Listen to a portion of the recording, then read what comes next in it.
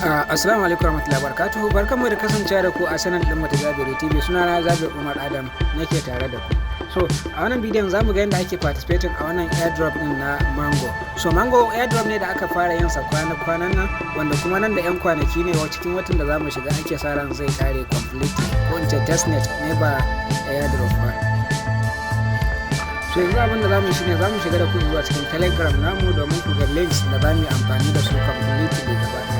So ga cikin channel din idan baka ciki ka je Telegram ka yi sacin Zabiri TV, ko kuma ka duba description na wannan bidiyon zaka samu link din da zaka danna zai kawo ka direct kan wannan posting din. Anan sai kai following din channel din tamu domin samun duk wani abubuwa da muke sawa. So link na farko da zamu yi amfani da shi shine extension nasu. Extension nasu shine wannan wallet task din da zamu yi connection da ita. So ita zaka yi amfani. So wannan shine duka complete bayanin da yake a rubuce. Ni kuma zan muku shi cikin bidiyo domin ku fi ganewa. So abinda zan yi anan shine sai ka zo ka kwafi wannan link na number 1 kenan ko sai mai kwafi kamar haka. So kamar yadda na faɗa dole kana buƙatar extension na wato ainihin wannan abin nasu shine muka kwafi yanzu, to amma kafin nan dole sai kana da browser na Kuyi ko kuma message browser.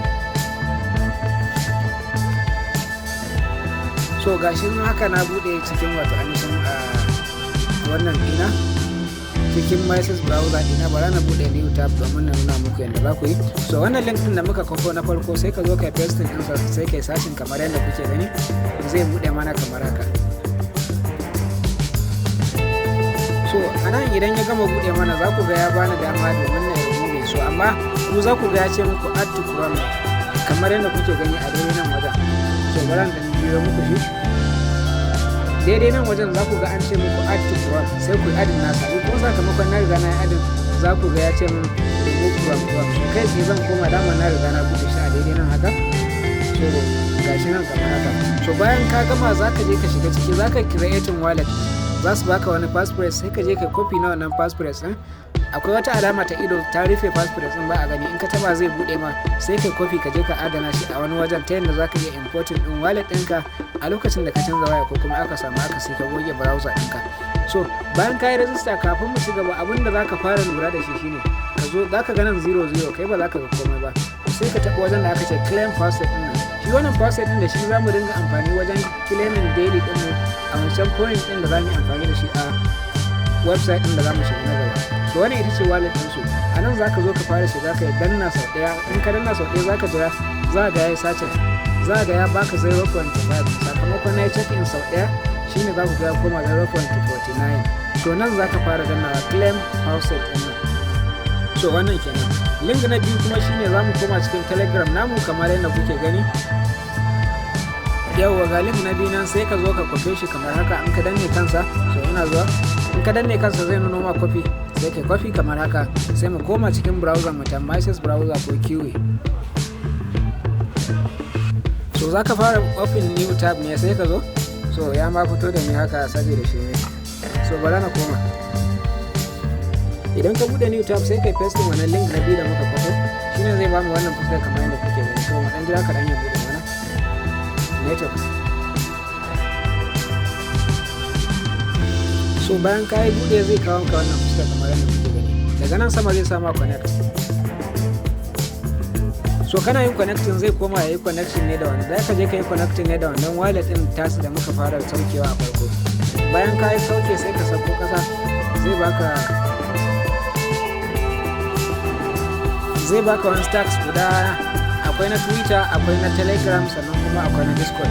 So kai tsaye duka sai kai connecting din su.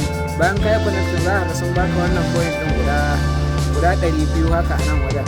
So amma ni za ku ga ya koma 2.02 sakamakon na fara checking.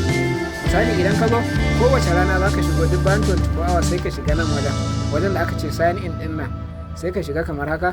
Bayan ka shiga zai kawo ka nan wajen sai ka danna wajen da aka ce sign in now. So bayan ka shiga zai kai ka direct ne zuwa cikin wannan wallet din ta farko.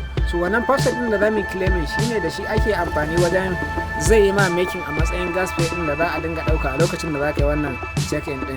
So wannan shine yanda ake yi. Ina fata kun fuskanta. Idan ma ko wanda bai gane ba ku rubuta mana a wajen comment. So insha Allah za mu ƙara yin video inda kowa zai fuskanta cikin sauki. Kada ku manta za ku yi connecting Twitter, za ku yi connecting Discord, sannan za ku yi connecting Telegram duka ba wahala ba ne, shine ma abin da ya kamata a ce kun fuskanta. To daga nan sai ka koma cikin channel din kuma cikin wallet din nasu kai. So bara na koma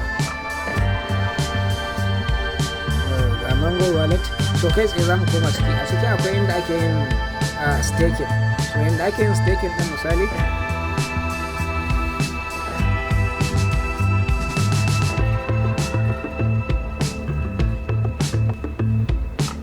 na bude wallet din kamar haka.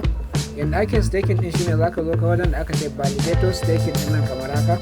So anan amma ka bari sai ka yi claiming wannan password din tukuna ya zama kamar 1.1 abu haka. So sai ka zaɓi koma wani kala ne haka, sai ka ce sai select amount.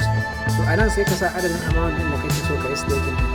So ni ina so sai na tara da yawa tukuna saboda yanzu ina da 0.4 ne kadai. Idan ya kai guda ɗaya zan zo ne staking din, to kowa sai je staking nasa.